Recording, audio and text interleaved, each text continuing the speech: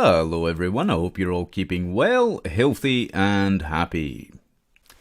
I thought in this video I would talk about the fact that we are living in an occultocracy, not in a democracy as many people believe.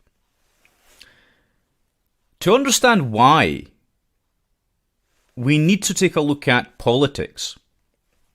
Because obviously, in any given democracy, you're going to have political parties which have political views, right?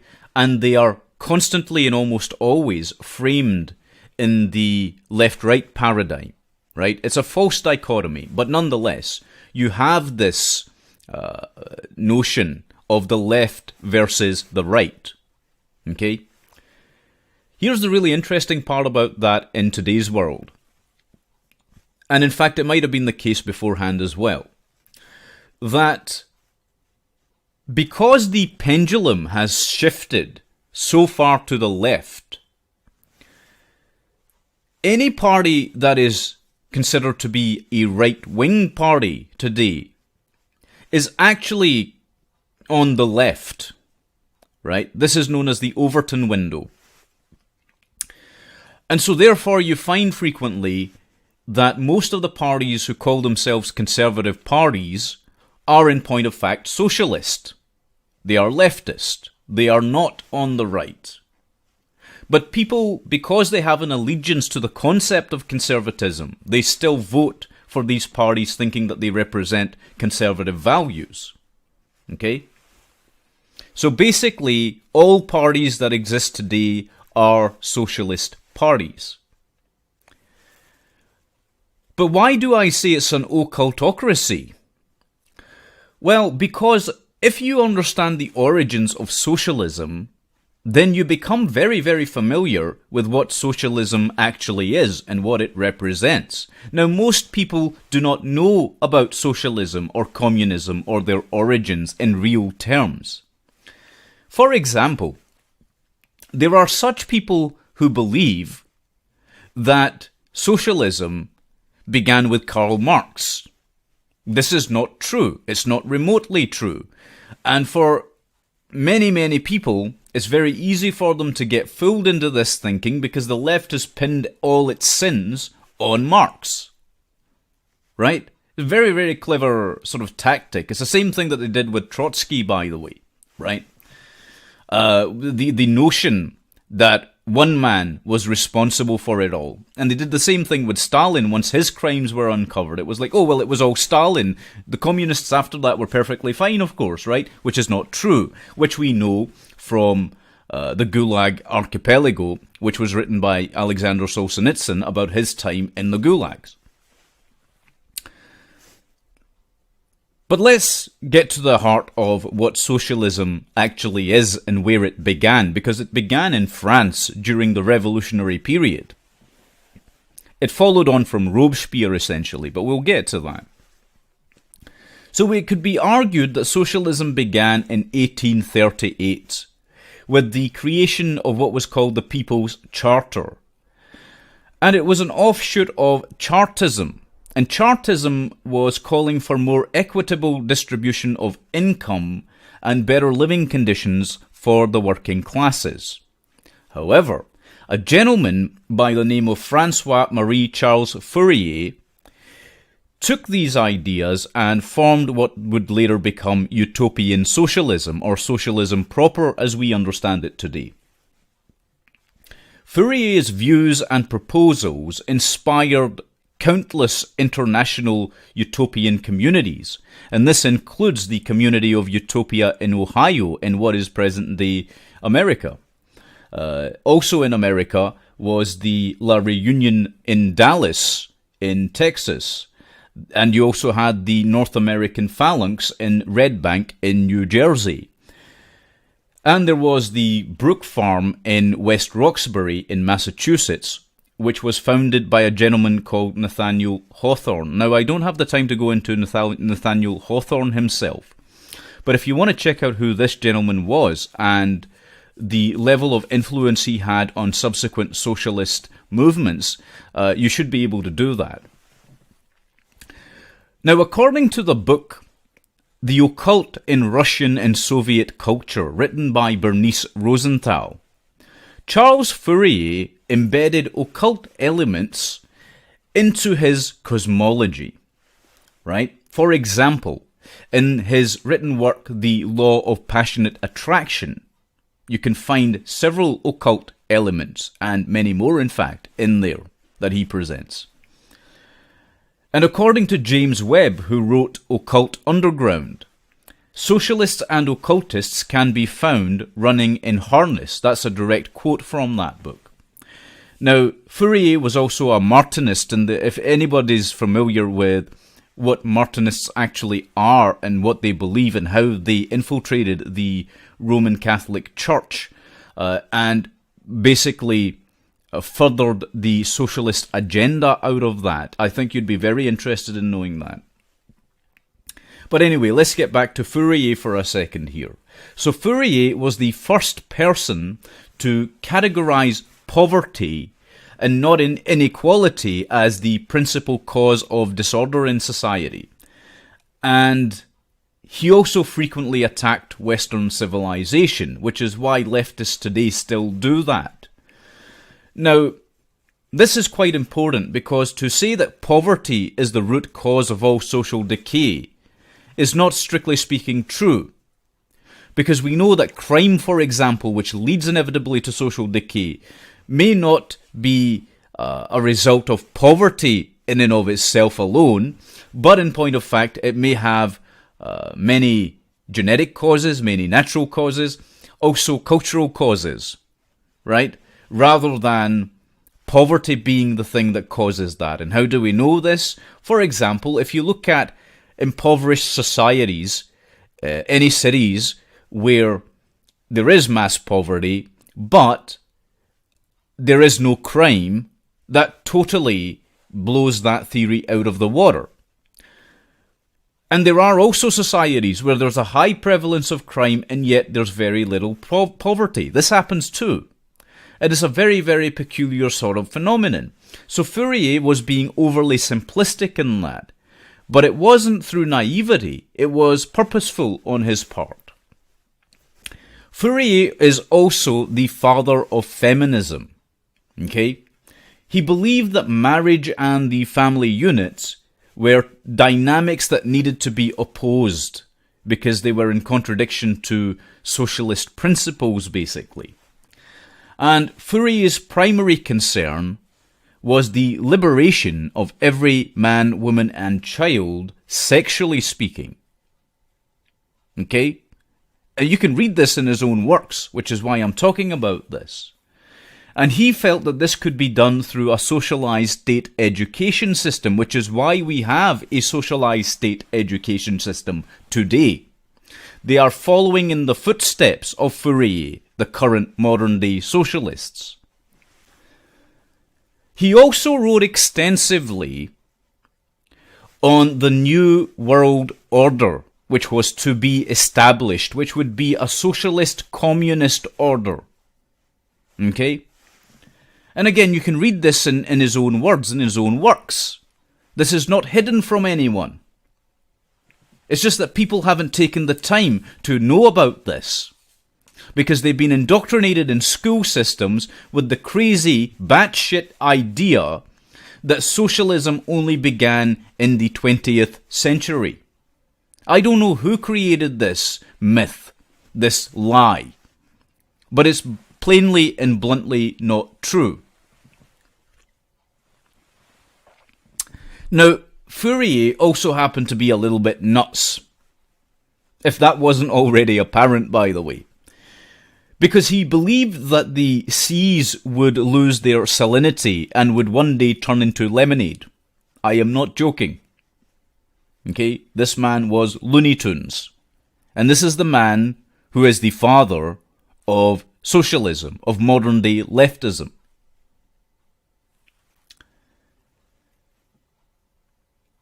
And he created the foundations, of course, of socialism and communism, as we say. But he himself, in creating these concepts, was very heavily influenced by what we could loosely term as the postmodernist revolution, which happened in France as well. And the primary creator of that was Jean-Jacques Rousseau.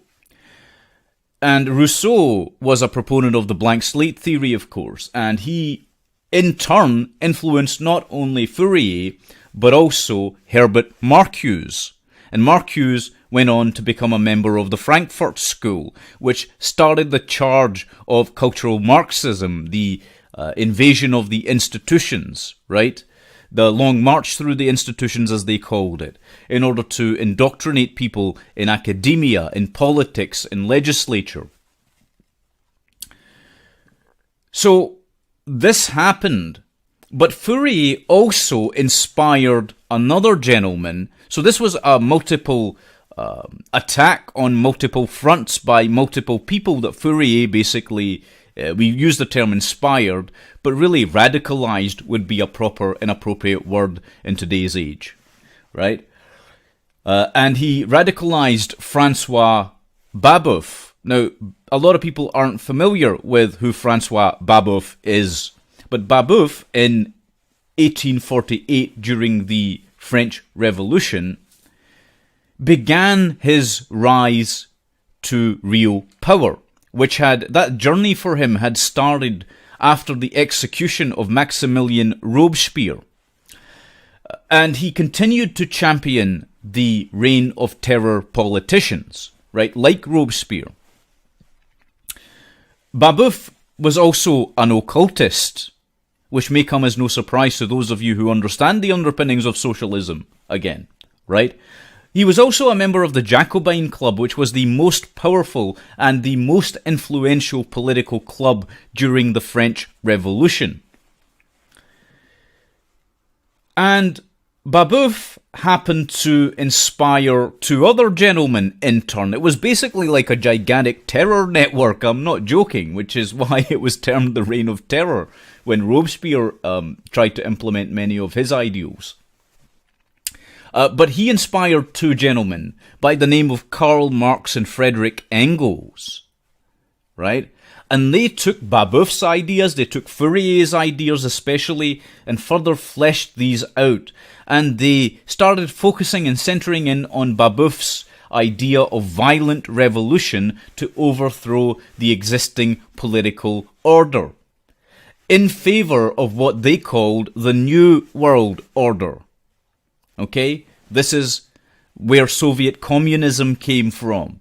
You can look up all these works that were written by all these gentlemen. You can read the works that I've referenced, and you will see what I'm saying is plainly and absolutely true. Now, another man that was in the mix with all of this was a chap called Alphonse Louis Constant, who later changed his name to Eliphas Lévy. Okay? And he was another occultist in France. He was a French occultist and a prominent socialist. Right? Are you starting to see the pattern here? Right? These occultists, these dark occultists, which is fundamentally what they were, started to conspire and created the ultimate form of control, which was socialism or communism. Socialism being seen as a softer version of communism, despite the fact that it has led to just as many deaths, as can plainly be seen, by the way, in Venezuela presently.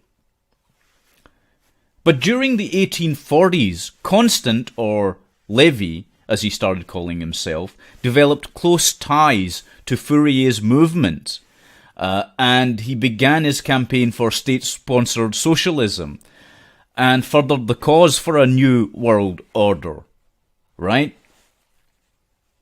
And Lévy, aka Constant, was the first to develop. This is a key central point. Lévy was the first guy who came up with the idea of the Baphomet being represented by a goat, or the man-goat. You know that famous satanic symbol? That came from Lévy's work. And so, this representation led to the birth later on, further down the line, of Satanism. Okay, we're talking about left-hand path Luciferianism, which is slightly different in its beliefs because it's actually theological, and its common brother, shall we say, Satanism proper, if you will, which was set up by Anton LaVey. And LaVey, of course, was the son of Ukrainian immigrants, and they brought with them many of the socialist ideals. And obviously, because socialism had inspired the counterculture in America in the 60s, this led Anton LaVey to form the Church of Satan, which is but one organization in Satanism, by the way, and it's not Satanism proper in real terms, right? It's not true Luciferianism, even though Anton LaVey himself did acknowledge the fact that Satanism was a dogmatic theological religion. Okay? I'm not saying it's good or bad. I'm not making a moral value judgment about it, right? And this is a key and important point for a lot of people to understand.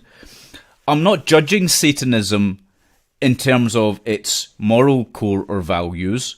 I'm saying Satanism is inextricably linked with socialism, right? Just as the dark occult as a whole is inextricably linked with socialism and communism. Right? Now, a lot of people, again, because they don't understand these basic facts that are verifiable, provable, I could shower them with information and still they would deny this.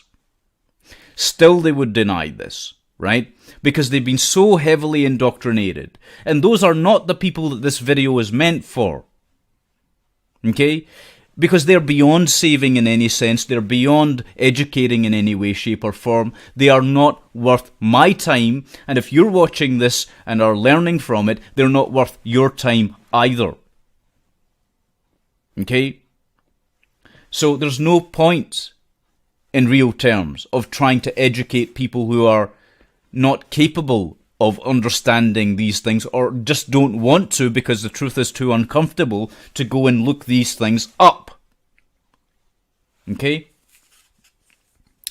But yes, as I say, Eliphas Levi, or Alphonse Constant, was the father of the left-hand path in a great many ways. He wrote many of the definitive works, such as Dogma and Ritual, which I have a copy of, by the way. I've read all the mainstay occult books. In fact, I have an entire library of occult books.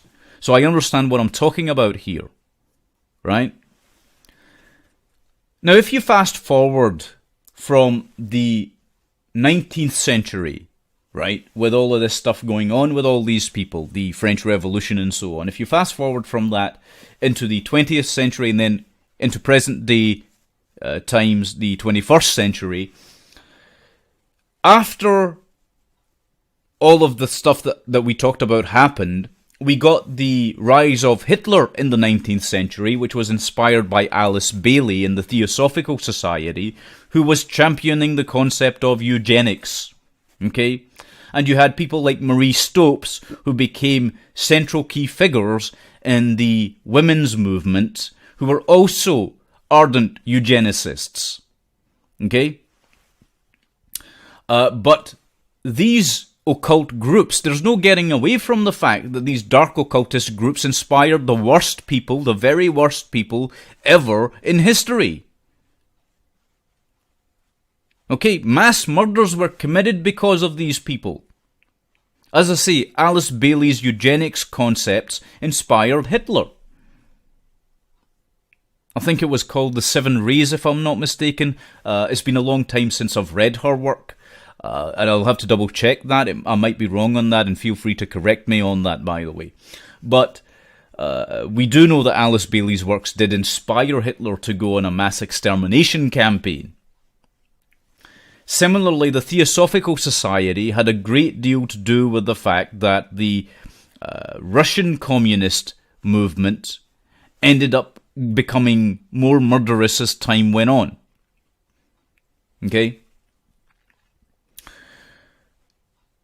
So, as I say, you'll find that these dark occult societies that are in existence and were in existence previously also happen to be, in present times, the most powerful organizations, corporations, and governments in the world.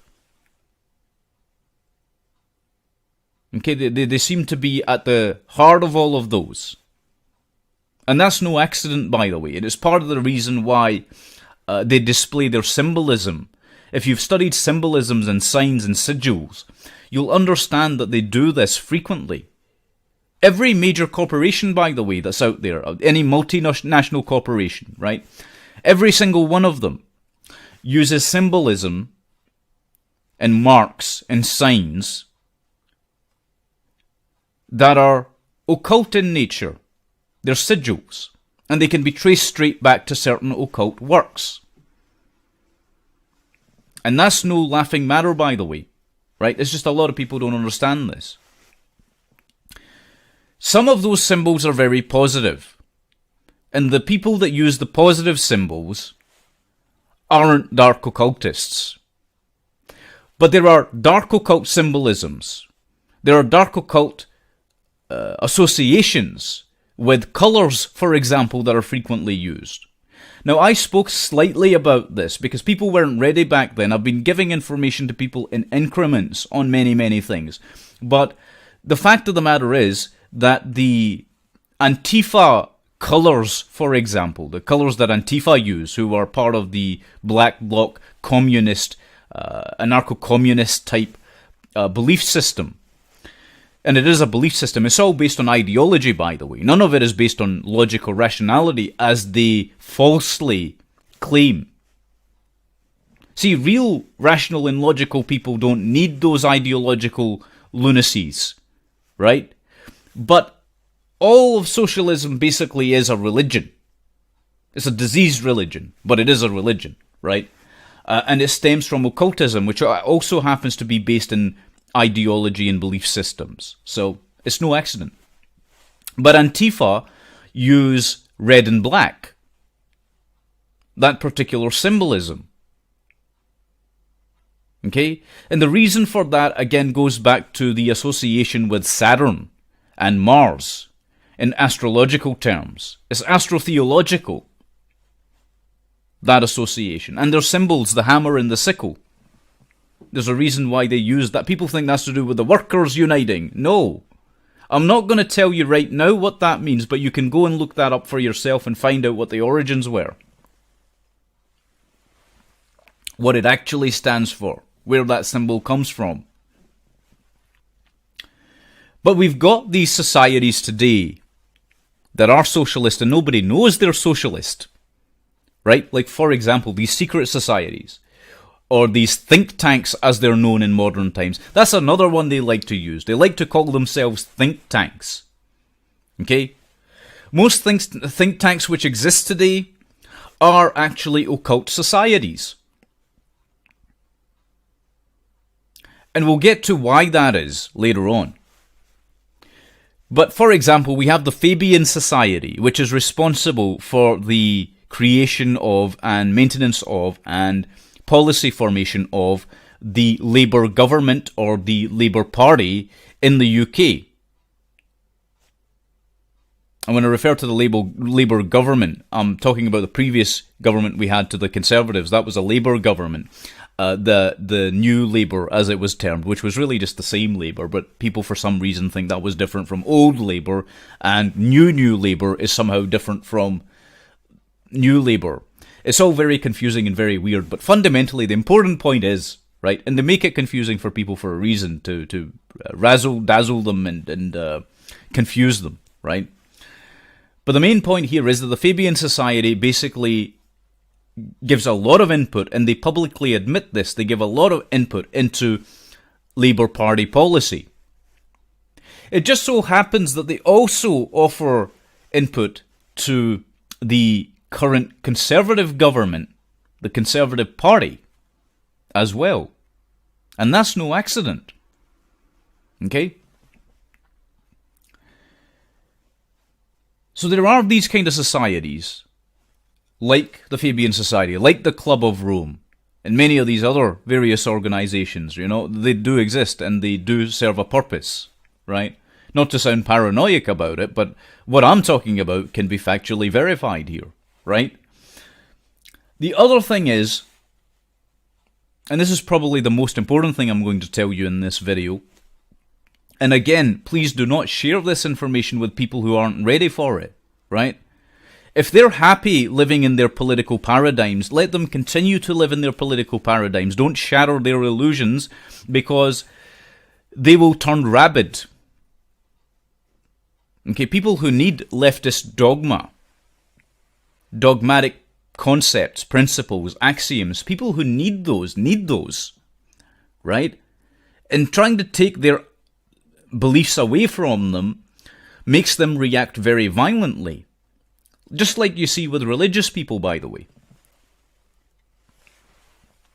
But anyway, so the most powerful secret society of all, and I don't know why they call them secret societies since everybody seems to pretty much know about them, right? I guess it's because membership and admittance to those societies is all very cloak and dagger, and there's all this slapping on bottoms and, the strange rituals that they go through. Their initiation ceremonies.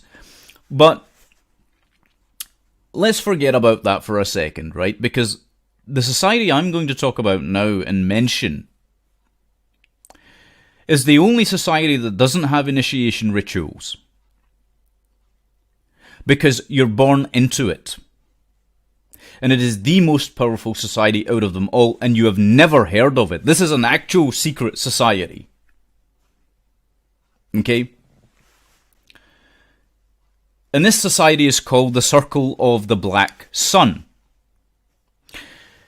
If you understand the ideas behind the mystery religions, okay, which came from the Babylonian region, Mesopotamia, ancient Mesopotamia, and if you understand the current variations of those in the Hermetic traditions, and you also understand the other incarnations in the Kabbalah and so forth, well, you'll understand what we're talking about here, okay? The circle of the black sun. The black sun is the antithesis of the actual sun, right? And the actual sun represents the way in which reality exists, okay? And there's a Sephiroth associated with that, by the way. If you want to get a good grasp of these concepts, you should go and watch my video on the occult specifically, which I uploaded here some time ago. You should be able to find it through the search function. I broke down the Economist cover in that video, and I think you'll find that very useful for understanding what we're talking about here. But the Circle of the Black Sun inverts that in the Qlipothic realm, okay? According to Kabbalistic tradition, the Kabbalah, there's a dark side to occultism as well, i.e. the philosophies, the underpinnings which make a human being excel. Well, you can also destroy a human being, you can degrade the human being, and that is done through a process of indoctrinating them with these false philosophies, these self-destructive philosophies, which lead to this Qlipothic realm, right? And that is, it's a way of telling a story, basically, about the human journey, okay? And the black sun represents self-destruction, self-annihilation, in real terms, right? And the 13 members, because there are only 13 members of this society, nobody's ever mentioned the society. As far as people are concerned, it does not exist, right? Right now, everyone is so focused on organizations like the Trilateral Commission or the, what's that other one, the Bilderberg meetings that happen. Everyone's so focused on those. And they think wrongly, okay? Wrongly, they believe that these meetings, these societies are where the real decisions are being made. That's not true. That's a lie. Is smoke and mirrors, is sand being thrown in your eyes so that you don't see what the truth is, what the reality of it is. Okay? And the reality is that this circle of the black sun, the members within that are the people that control this world. Now, this might sound ludicrous again to the people who have not really looked at this properly, right? But the circle of the black sun is basically the end result of these socialist societies, these occultist societies, over time. They were the final incarnation of it. Okay, I'm sure they'll evolve and morph into something else once their members die, right? You'll have a brand new society of some sort in 100, 200 years, which continues on from where they left off. But in the present time, they're the real big cheeses, right? It's the most secret, the most elite society which exists. How this particular society works, and a lot of people won't know this, right? How this works is that you have 9 members of this society that sit on something called the Council of 9. Okay? And the Council of 9 are subservient, if you will, to the will of the triumvirate, which, as the name implies, consists of 3 high-ranking members. Okay? And the triumvirate, in turn, bows to the will of the high priest, thus making 13 members. It's like a chamber inside a chamber inside a chamber, or more appropriately, perhaps, you could think of it as a pyramid, right? So this is one of the reasons, again, why people use this idea very frequently of the pyramids, right?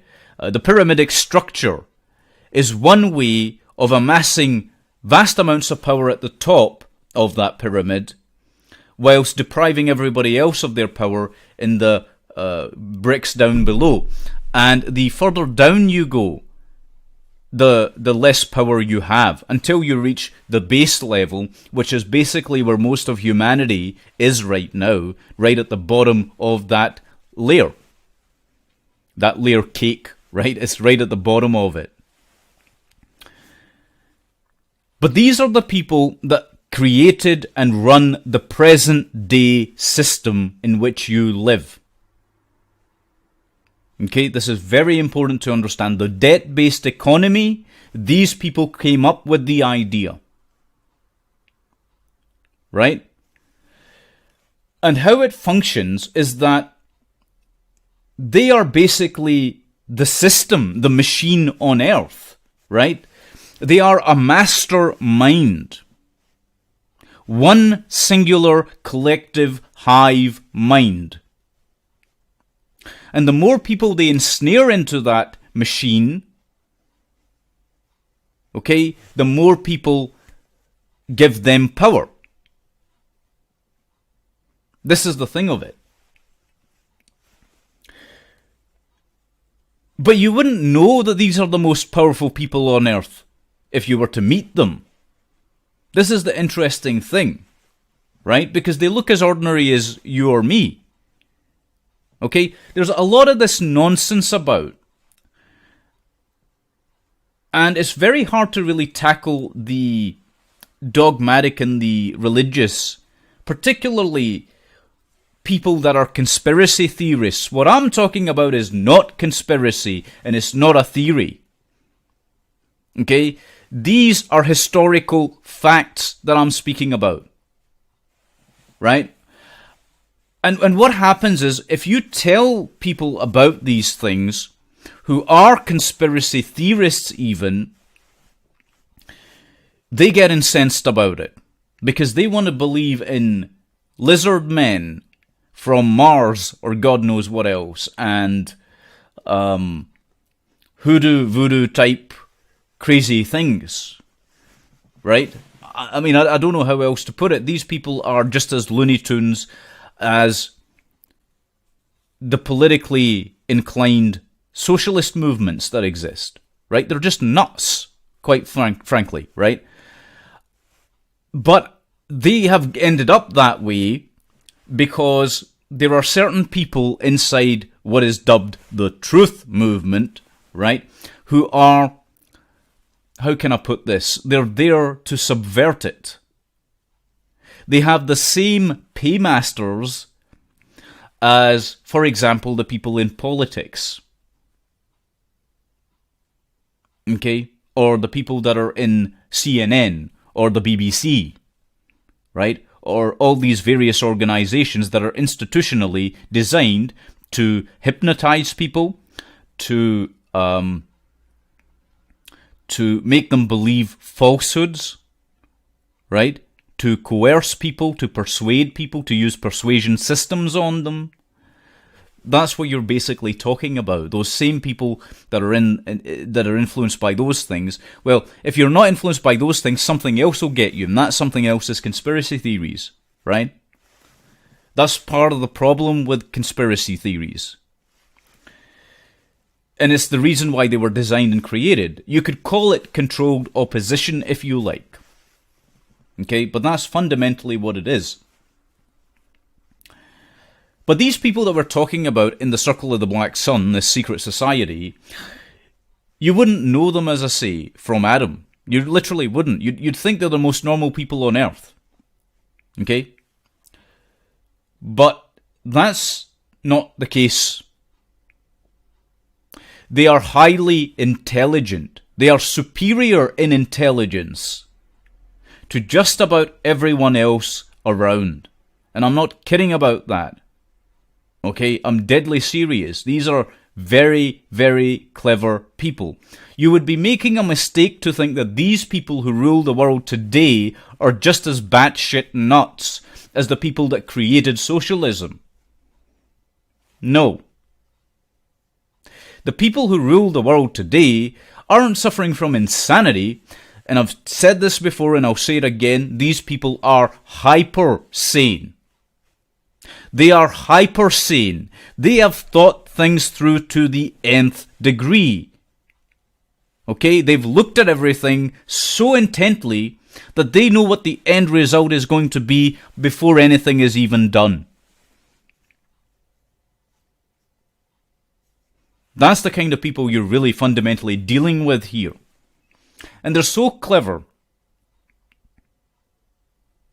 that you're living in their system. They're not living in yours.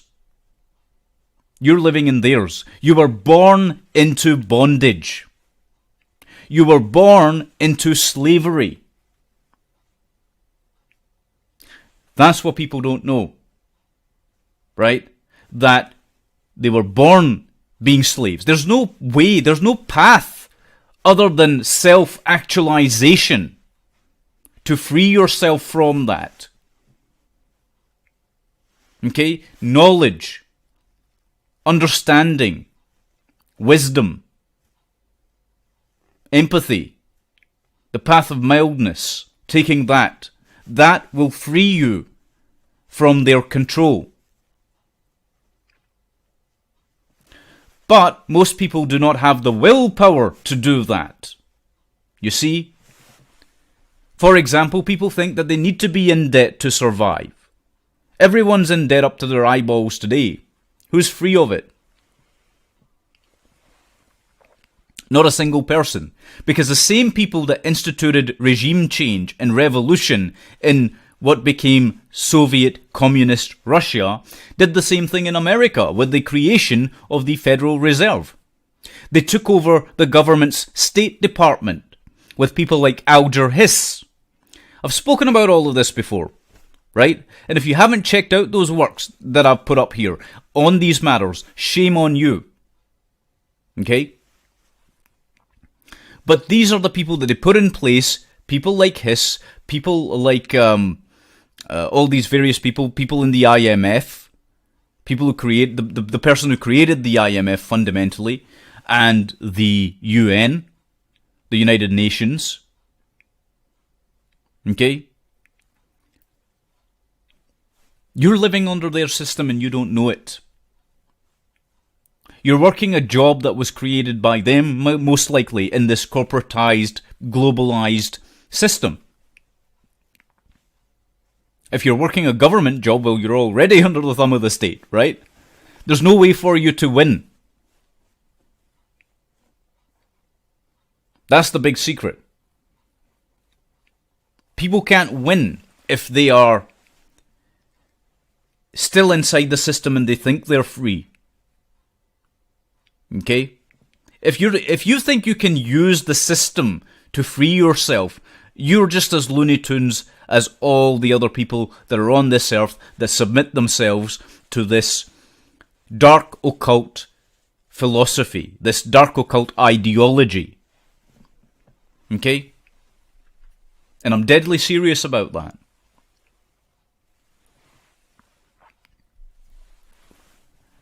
You can't free yourself in that way from anything. You can't use the system to do it. You can't change the system from within, as a lot of people think they can do, because the system will just corrupt you and break you and leave you on the garbage heap. That's what it's there to do, right?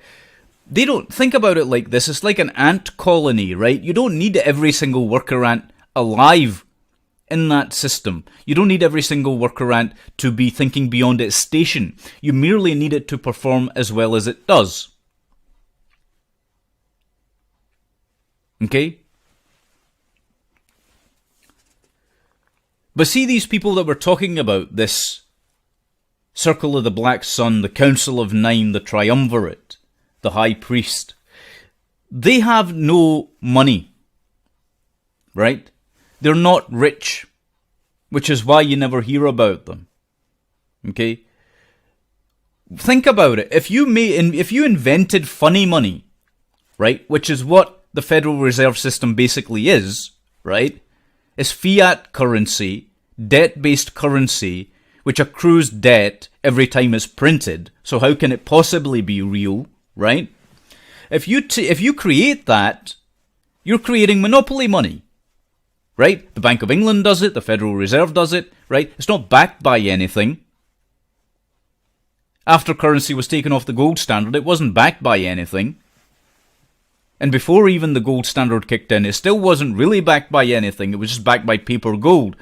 And that doesn't really count for anything, if you understand the reality of what the hell happened with the gold that was owned by originally wealthy countries, right? So it's funny money. Why would you want that funny money if you invented it? Okay? And the reason they're not rich is because they have access to money whenever they need it. They just print it out for themselves if they need it at that time. Right? That's the kind of people that you're dealing with here. And so they have no use for money. They don't want to get particularly over wealthy. They don't want to be millionaires or billionaires or trillionaires. They're quite happy to sink countries with trillions of dollars of debt. It's a power trip, right? It's a power trip. And power is a very, very strong incentive for people who believe in hierarchical systems. And they're not political. At least not in the sense that we would understand it. I.e., I don't mean that they don't influence politics. They absolutely do, right? But what I'm saying is that they're not biased in their political worldviews because, again, they created the dichotomy, right? So why would they be biased in it? Think about that for a second. Why would they be biased? If you create the left and the right, if you invent this paradigm, or your predecessors do in these previous forms of socialism that we were talking about, right? If you invent that, or you subvert the right, and or you move the Overton window, right, or you move the pendulum to the far left, then why on earth would you bother taking sides? You wouldn't, right? You absolutely wouldn't. They don't get political in that sense. They don't take political sides. They never have. The only thing they do look at, which is why you see in the world, by the way, it doesn't matter who the leader is, it doesn't matter who the party is, the agenda is always the same. It keeps going. The agenda is always the same. Why is that? Right? So, it keeps going.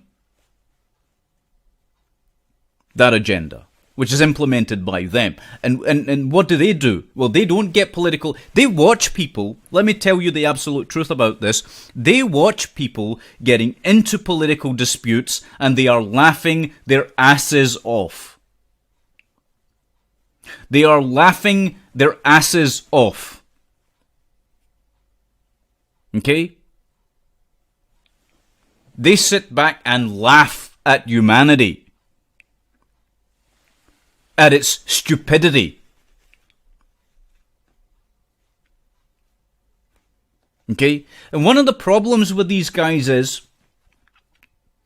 that you can't fault them for that in a real sense. These dark occultists, right? These, if you want to call them Satanists, fine, but they're not technically Satanists as in the Church of Satan as people understand today, right? They are satanic in nature. But not in... Okay, that's another point I need to... I just realized I haven't addressed that, and this is already a very long video, but I guess I need to get to that, right? Look, Satanism is not the worship of some guy called Satan, okay?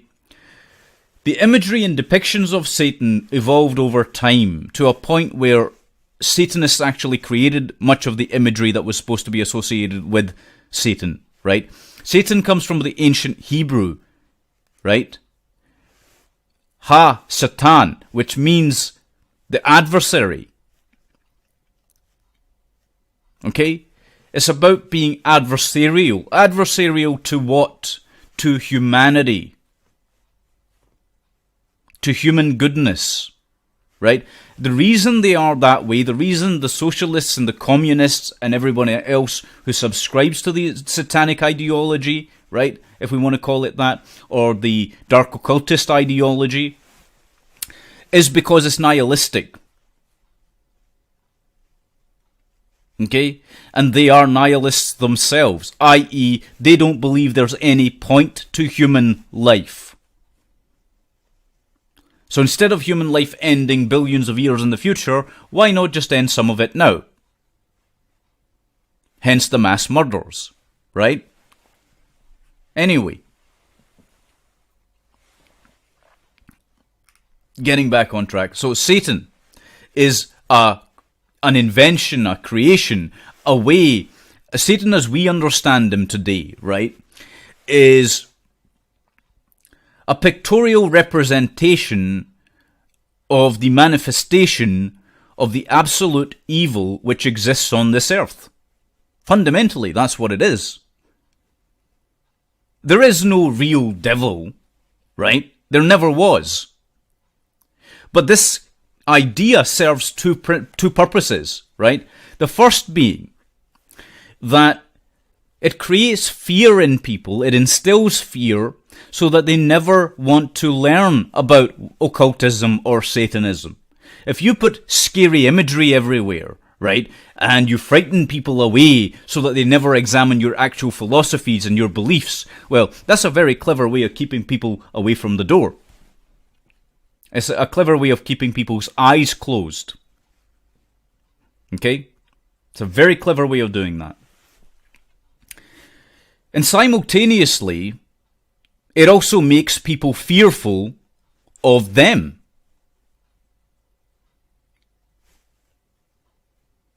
Okay?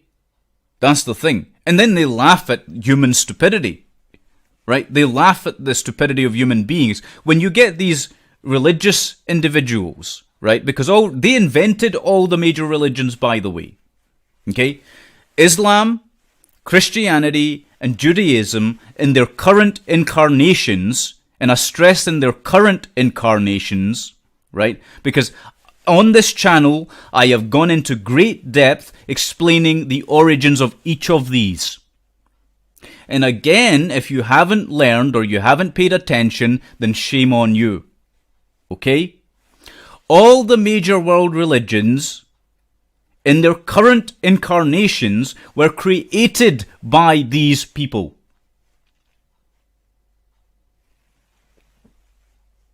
Right? But the religious types, they start getting bent out of shape when you talk about Satanism. Right? And they start invoking all kinds of strange, mythological, superstitious beliefs. Right? Like, oh no, the demons, right? And so what happens is, the real heavy-duty occultists look at that and they laugh.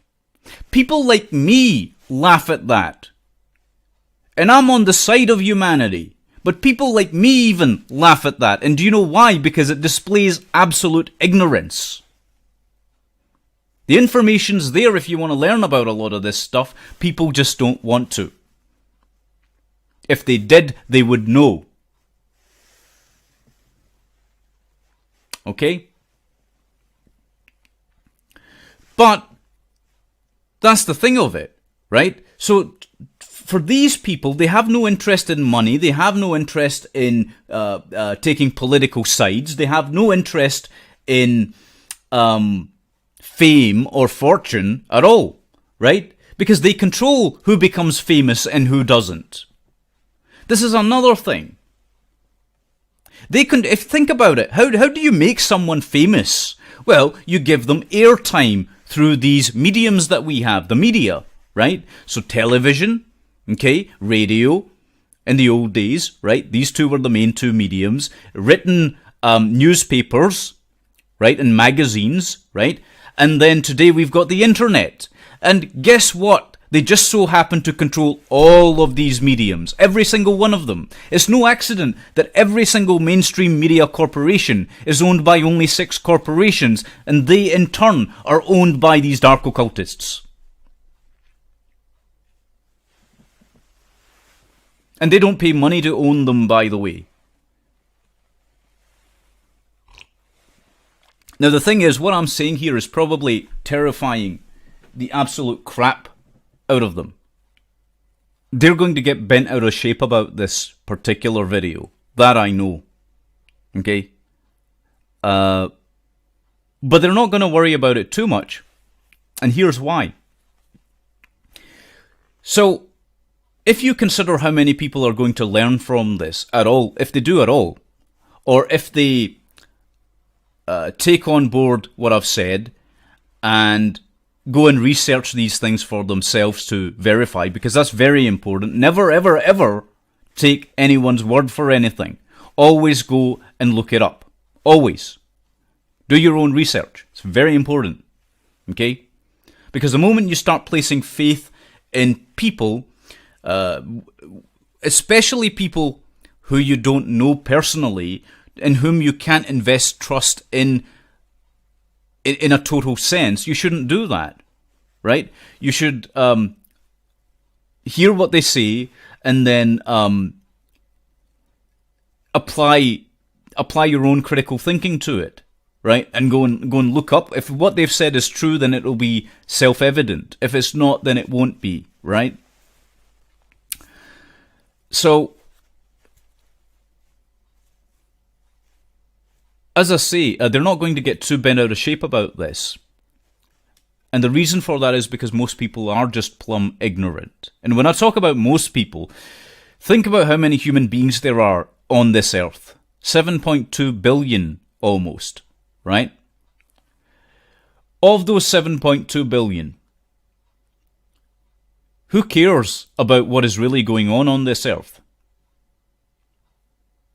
Are they even aware of it? Most of them aren't even aware of world events. They've chosen lives of ignorance. Okay, this is part of the way in which these dark occultists actually absolve themselves of their actions, right? Is by using that as an excuse to do what they do. They say, well, you know, they're all ignorant anyway. They're just cattle. Okay? If they want to be like sheep, then we'll just guide them to the slaughterhouse, and that's okay. Because they wanted to go there. They chose to go there. Okay, again, I'm not making a value judgment on that. They might actually be right about that, because if people are ignorant, if people want ignorance and they enjoy ignorance, why should you wake them up?